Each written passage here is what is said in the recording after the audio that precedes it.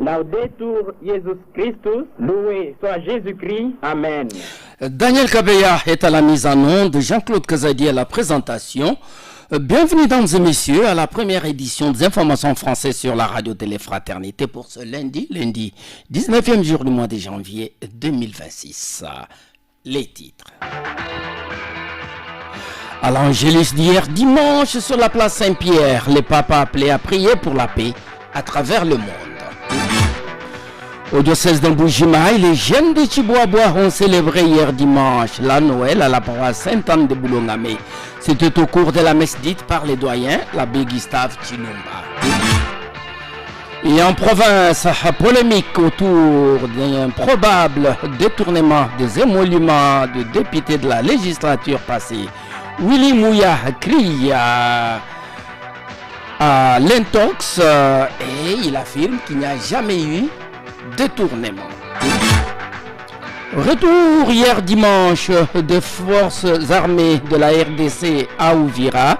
C'est après le retrait de troupes de la FCM 23, retrait qui s'est déroulé le samedi passé.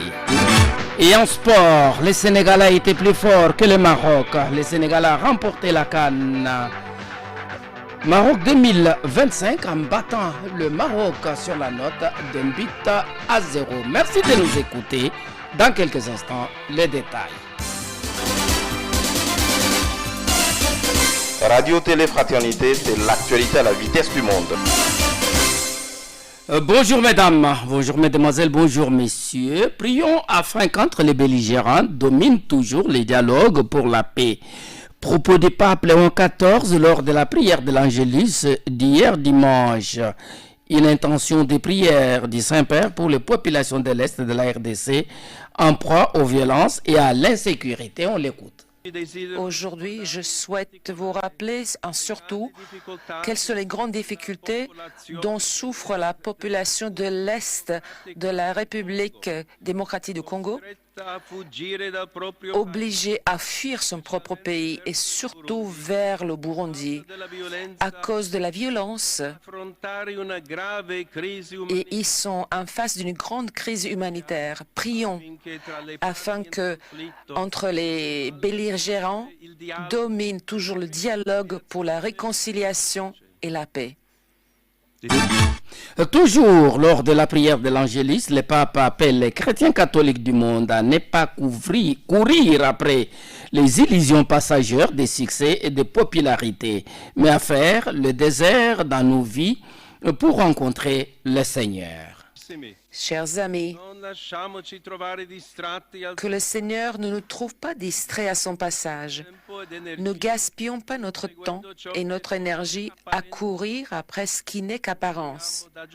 Apprenons de Jean le Baptiste à garder l'esprit vigilant, à aimer les choses simples et les paroles sincères, à vivre avec sobriété et profondeur d'esprit et de cœur, à nous contenter du nécessaire et à trouver possiblement chaque jour un moment privilégié où nous pouvons nous arrêter en silence pour prier, réfléchir, écouter, en somme, pour faire le désert afin de rencontrer le Seigneur et rester avec lui. Le propos du Saint-Père était recueilli par nos confrères de KTO. Au diocèse, les jeunes du doyenné de Chiboaboua se sont réunis hier dimanche pour célébrer leur Noël. Cette messe d'ensemble la toute première de l'année a été dite à Sainte-Anne-Boulongame.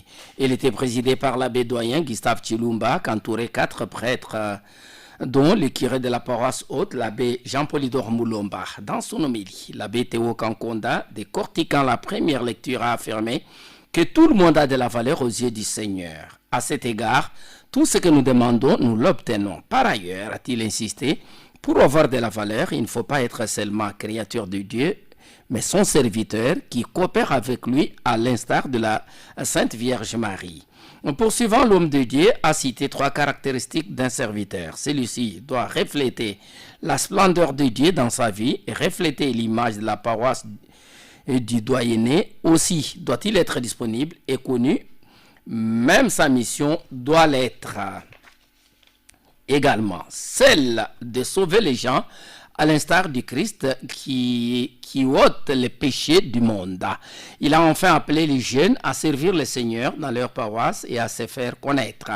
Au deuxième moment, celui de l'émulation, la paroisse Saint-Bonaventure a terminé en tête, suivi de Saint-Lazare. Le prochain rendez-vous est fixé au 26 avril à Saint-Bonaventure pour célébrer la Pâque des jeunes. À la fin de l'Eucharistie, le président des jeunes du doyenné Jean Mwamba a insisté sur différents grands événements prévus au diocèse. Il a parlé entre autres de la messe de Saint-Valentin, des journées diocésaines de la jeunesse de Mbujimaï et autres.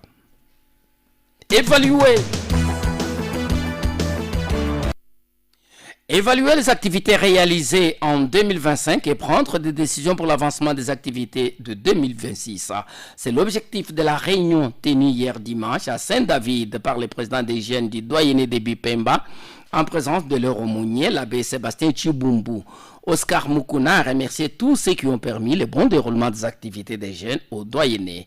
Il a donné le rapport financier de l'année 2025 et la vision de l'année pastorale 2026. Prenant la parole, l'abbé Sébastien Chibumbu a invité tous les jeunes à s'engager davantage dans la pastorale des jeunes du doyenné. Il faut noter qu'au cours de cette rencontre, il y a eu la présentation de comités paroissiaux.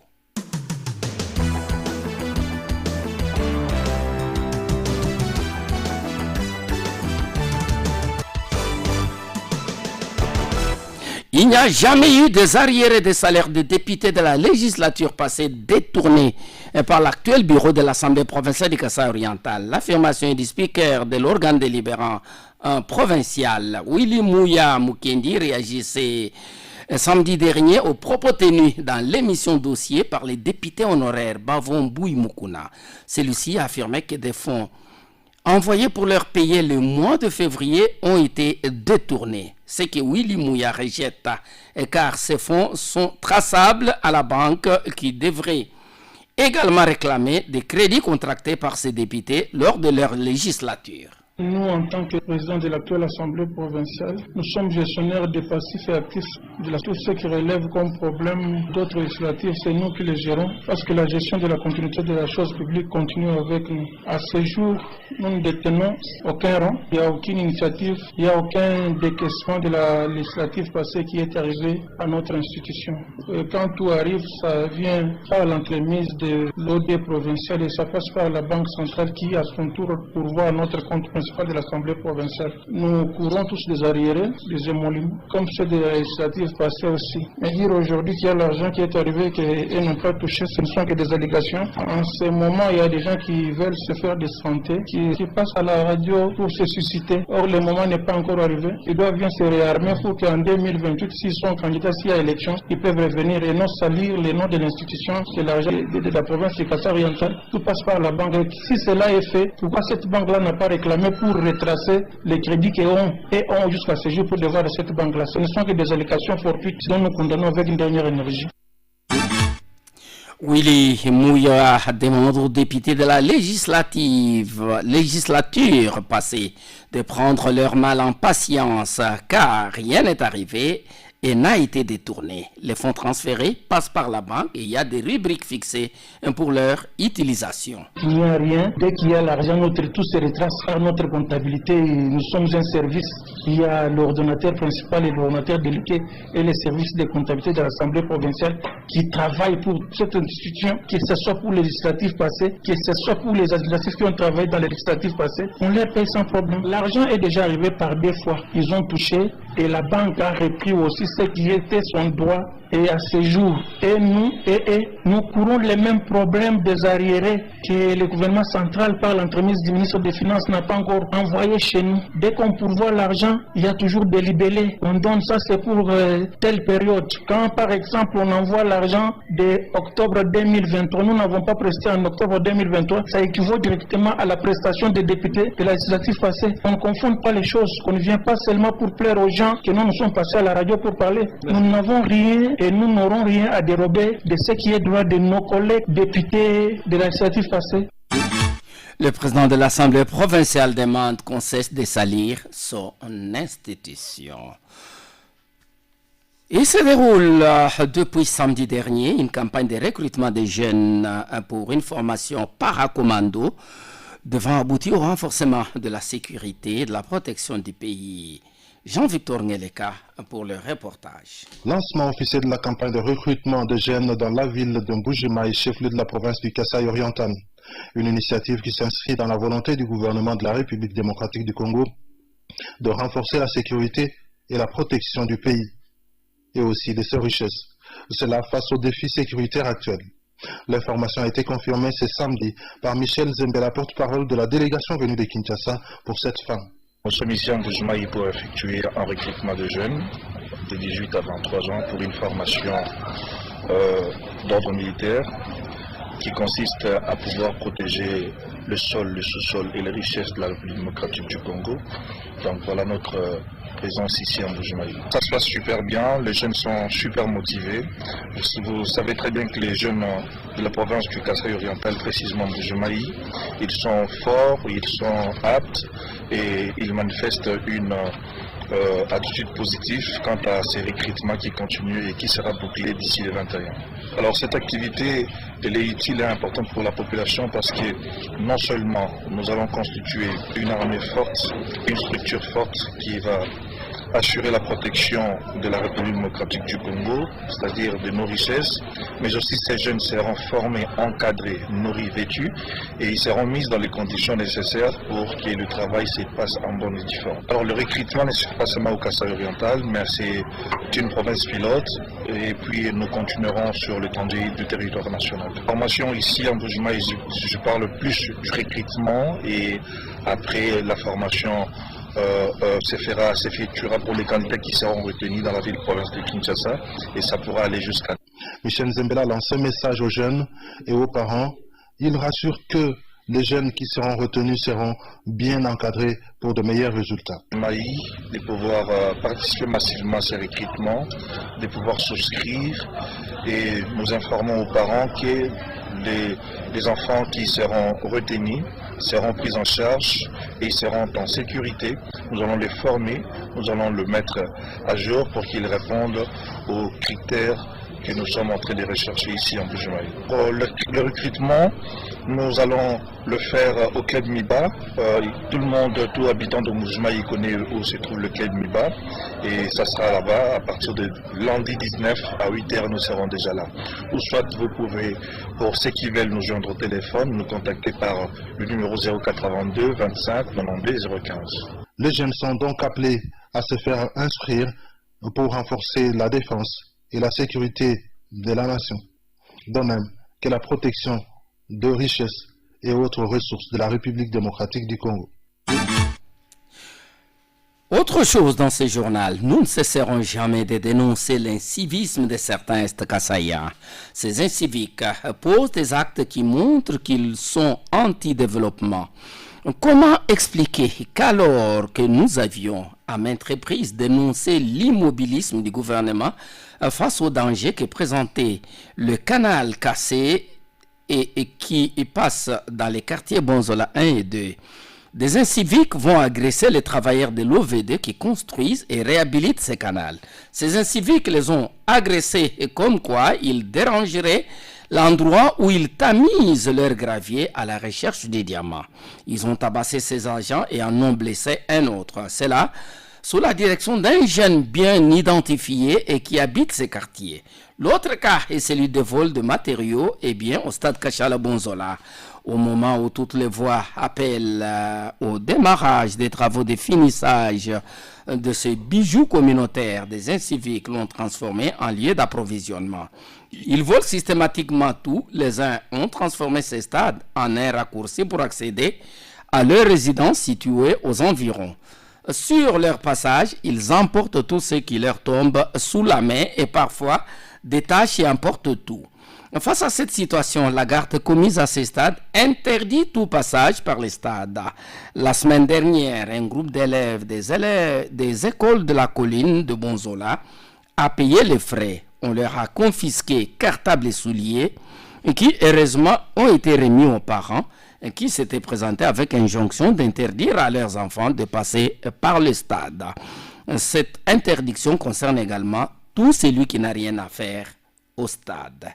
À bon entendeur, un mot suffit. Le Congolais se sont souvenus de l'assassinat de Patrice Emery Lumumba, c'était samedi dernier. La Radio-Télé-Fraternité a à l'occasion organisé une émission spéciale. Jean-Victor Ngeleka revient sur l'essentiel de cette émission. Les Congolais ont célébré le 65e anniversaire de l'assassinat de Patrice Emery Lumumba, héros national et premier ministre de la République démocratique du Congo, le samedi 17 janvier 2026. La radio-télévision Fraternité Buenamuntu a à cette occasion organisé une émission spéciale, celle-ci avec comme thème principal Patrice Emery Lumumba, 65 ans après, les combats pour la souveraineté de la République démocratique du Congo restent inachevés. Une émission qui a connu la participation des grands analystes et écrivains du Kasaï oriental, à savoir Louis Mulumba Sanza, l'abbé Pierre Kabamba, président du cadre de concertation des organisations de la société civile, et Cyril Chilombo, député provincial élu de la ville de Mbujimaï. Ils ont tous reconnu qu'au vu de la situation actuelle du pays, la lutte de feu Patrice Emery Lumumba n'a pas été achevée par ses successeurs pour plusieurs raisons. L'abbé Pierre Kabamba souligne ici que le constat est réel et donne quelques causes parmi tant d'autres. En fait, le constat est très amer. Et le constat est réel, mais il est amer. C'est inachevé. Les causes sont lesquelles? Aujourd'hui, j'ai l'impression que le Congolais n'aime pas son Congo. Parce qu'on pose des actes. Est-ce qu'on peut comprendre aujourd'hui? On comprendrait par exemple, quand un pays étranger, le Congolais ne prend pas conscience de sa responsabilité. C'est un homme qui facilement accuse les autres. Il ne connaît que ce que les autres n'ont pas fait, mais il ne montre pas ce que lui fait. Et puis pour des gens qui peuvent révolutionner les choses, vous sentez que Lumumba, encore jeune, 35 ans, il n'a pas attendu que les vieux se prononcent. Il dit, à mon âge ici, il ne veut pas attendre. Oui, c'est vrai, c'est l'imprudence, mais il s'engage. On a besoin aussi de ça. Donc, vous voyez, le Congolais n'est pas un homme qui sait effectivement s'interroger pour savoir ce qu'il veut. Nous avons l'impression qu'on ne sait pas ce qu'on veut. Mais si vous ne savez pas ce que vous voulez, vous allez faire quoi? Parce que pour faire quelque chose, il faut savoir ce que vous voulez et s'engager maintenant à chercher à trouver ce que vous voulez. Et on se demande qu'est-ce que les Congolais cherchent. Vous savez combien ont acclamé les rebelles? Combien ont salué l'entrée, en fait, la rébellion? Combien se sont ralliés? Quand vous trouvez certains des Congolais qui servent de mèche à une armée étrangère et qui l'encadrent, et même quand on dit qu'ils ont été à Uvira, mais à la sortie d'Uvira, il y a eu certains militaires rwandais qui sont restés dans des maisons des Congolais. Ils protègent les ennemis. Et facilement, nous vendons notre propre pays au prix des aubergines. Facilement. Et le Congolais, ce n'est pas un homme qui aime le bien commun. Parce que le bien commun, c'est le Congo. Il n'aime pas le Congo, mais il aime, en fait, ce qui est ses avantages à lui. Voilà pourquoi il y a beaucoup de détournements. Pour sa part, le député Cyril Chilombo propose une prise de conscience. Il affirme que celle-ci peut aider les Congolais à achever les combats de Patrice Emery Lumumba. C'est la prise de conscience. Nous devons prendre la conscience. Voir tout ce que nous pouvons faire pour sauvegarder l'intérêt général de notre pays. Si la conscience est déjà prise, je crois qu'on ne peut pas aller derrière un Rwandais pour chercher les miettes et après tu seras toujours assassiné. Et multiplier toujours des cas de décès en désordre pour dire voilà, il a été assassiné. Et cet assassinat restera controversé, on ne saura pas qui l'a fait. C'est là où nous nous disons on doit prendre conscience. Même si vous êtes frustré, restez chez vous au pays. N'allez pas comploter contre la République que nous avons. Oui, cessez de comploter parce que c'est là où vient le mal. Aujourd'hui, si nous pouvons obtenir des accords avec un pays, pas seulement les États-Unis, il y a beaucoup de pays, on a déjà signé les accords, c'est dans le but que la RDC gagne et aussi le pays signataire aussi gagne quelque chose. Oui. Mais il ne faudrait pas que tout puisse partir à l'étranger et que le Congo... Enfin, l'abbé Pierre Kabamba précise que la lutte pour la souveraineté devra continuer, mais aussi dans de petites choses. En fait, moi, ce que je peux dire aux Congolais, c'est que de même que Lumumba s'est sacrifié pour la cause de ce pays, en fait, ce pays attend encore du meilleur de chacun de nous, de notre sang de chacun. Et cela, ce n'est pas dans les grandes choses, à commencer par les petites choses que les gens négligent. Et par des petites choses-là, si vraiment on commence à voir des choses clairement, prenons par exemple, il y a question d'insécurité dans une commune, vous cachez de pouvoir révéler l'identité d'un malfrat qui dérange les gens, vous allez vous dire, vous allez décrier ce qui se fait à l'Est. Et la souveraineté, ce n'est pas viser loin, ce n'est pas voir loin, mais il faut voir autour de nous, oui, là où nous vivons, qu'est-ce que nous sommes en train de vivre, qu'est-ce que je fais pour changer un temps soit peu, améliorer la vie là où je vis. Alors maintenant, le bien-être là sera la somme de tous les efforts de chacun à son milieu, et ça fera bon vivre. Et je crois que c'est cette manière qu'il faut comprendre les choses. Nous ne ferons pas tout ce que Lumumba a fait, mais ce qu'il a fait, nous pouvons chacun le faire à sa manière. Sa manière, là où il est, dans ce qu'il est en train de faire. Notons que la journée du 17, célébrée bien sûr le samedi, a été ramenée au lundi. Et ce lundi 19 sera aussi une journée chômée et payée sur toute l'étendue de la République démocratique du Congo. Cela en mémoire de Patrice Emery Lumumba. Clôturons cette page provinciale par ces communiqués nécrologiques de l'IDPS. Le comité fédéral de l'IDPS Tshisekedi Ville de Mbuji-Mayi informe le public, les cadres et les membres du parti de toutes les fédérations de l'IDPS de l'espace Kasaï oriental que l'arrivée de la dépouille mortelle du regretté Maître Florent Ngandundala est fixée à ce lundi, contrairement à ce que nous avions annoncé hier. La précision vient de tomber, c'est ce lundi 19 janvier 2026 à 9h précise que la dépouille arrive en Mbuji-Mayi. Il est prié à tous les cadres du parti, combattantes et combattants, amis et connaissances, d'être à l'aéroport international de Mbuji-Mayi à l'heure indiquée si haut, et par la suite, le corps de l'illustre disparu sera exposé à la permanence du parti au numéro 65, croisement des avenues Marthe Kassalou et Kalonji. La suite du programme et événement funéraire vous sera communiqué après la levée de la dépouille mortelle de l'hôpital de Bonzola vers Ngandajika pour l'enterrement à la province de Lomami. Le bain de consolation sera organisé en Mbuji-Mayi. Ce communiqué tient lieu de faire part également large diffusion. Que l'âme du disparu repose en paix. C'est signé Patrice Kabemba Bin Kabemba. Vous suivrez le programme de ces funérailles dans notre carnet d'écho et messages. Dans quelques instants, la page nationale. RTF. L'actualité, c'est nous. Retour hier dimanche des troupes loyalistes à Uvira dans le sud Kivu. C'est après l'entrée il y avait quelques heures de Wazalendo. Il faut noter que la ville a été libérée par les rebelles de l'AFC M23 qui l'avaient occupée depuis décembre 2025. Reportage Carole Valade de RFI. À l'entrée des miliciens dans la ville, des tirs nourris et des scènes de pillage. Malgré tout, Idrissa Baleke, habitant d'Ouvira, se dit satisfait. C'est un ouf de soulagement pour la population d'Ouvira, pour l'État congolais. Parce que la rébellion, ce n'est pas une bonne chose. Les Wazalendo sont les bienvenus chez eux à Ouvira. Néanmoins, nous les conseillerons d'éviter les crépitements intempestifs des coups de balles. En tout cas, ces phénomènes avaient mis en insécurité toute la population d'Ouvira à partir de février jusqu'à nos jours. Christophe, lui, estime que depuis décembre, la ville était tout de même bien plus calme. Dès l'arrivée des M23 à Ouvira, vraiment, nous attendons plus l'équipement des balles.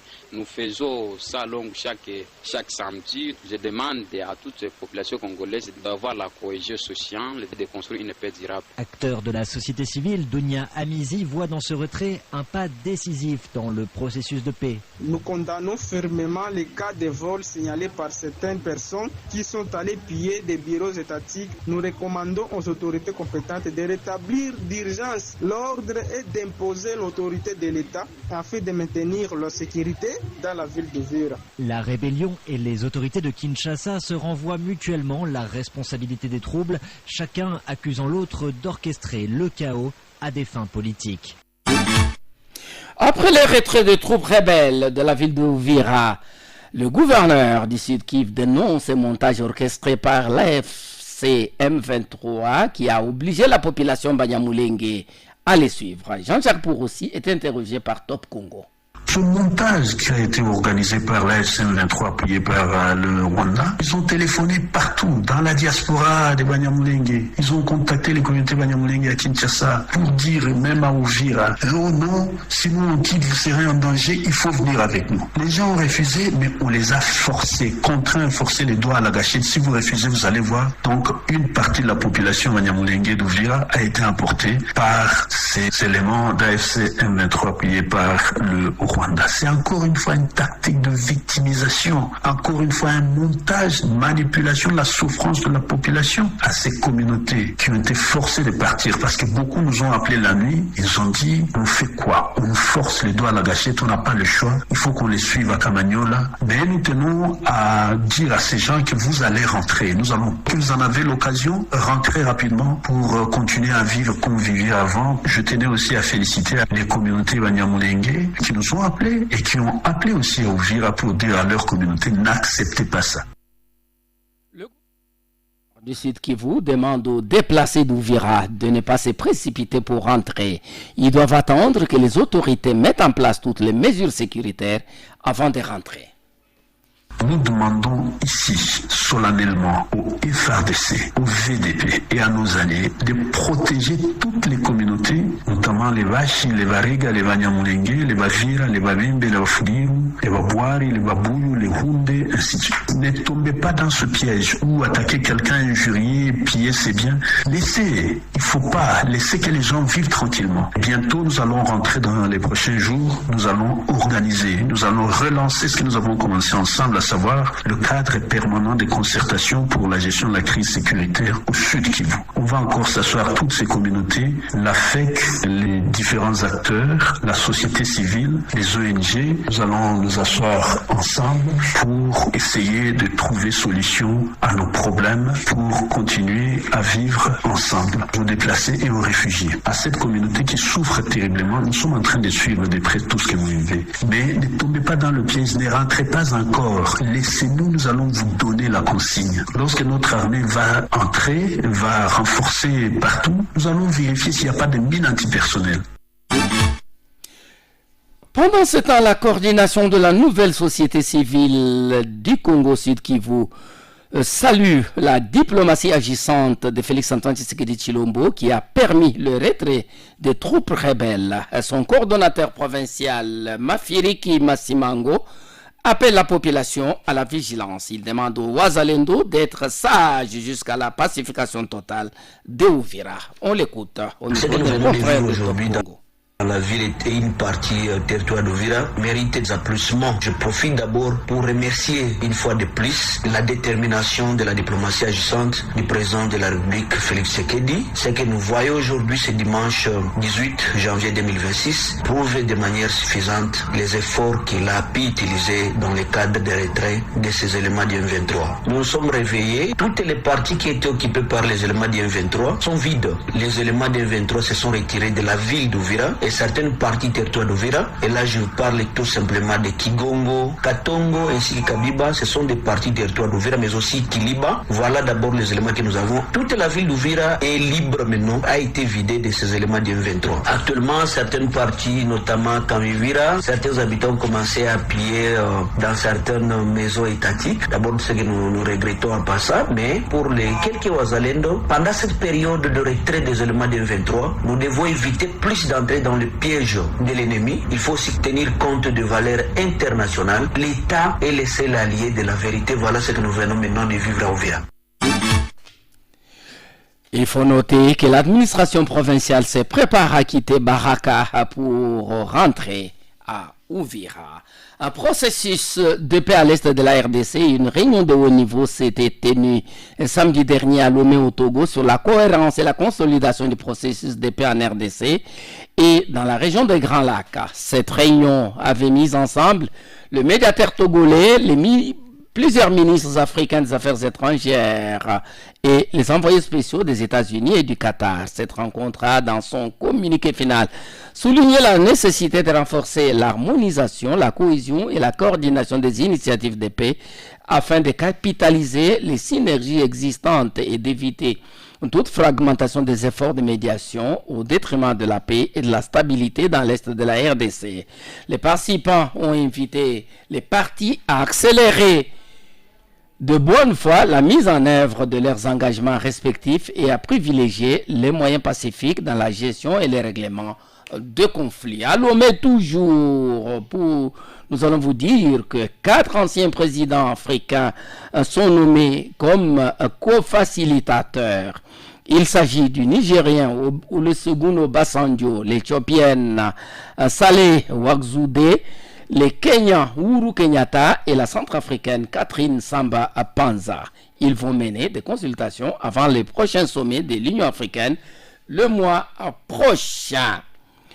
Dans la nuit de samedi à hier dimanche, les forces de sécurité ont procédé à l'arrestation de Aubin Minakou, vice-président de PPRD, parti de l'ancien président Joseph Kabila. L'opération s'est déroulée dans sa résidence privée à Kinshasa, selon les informations confirmées par plusieurs sources proches.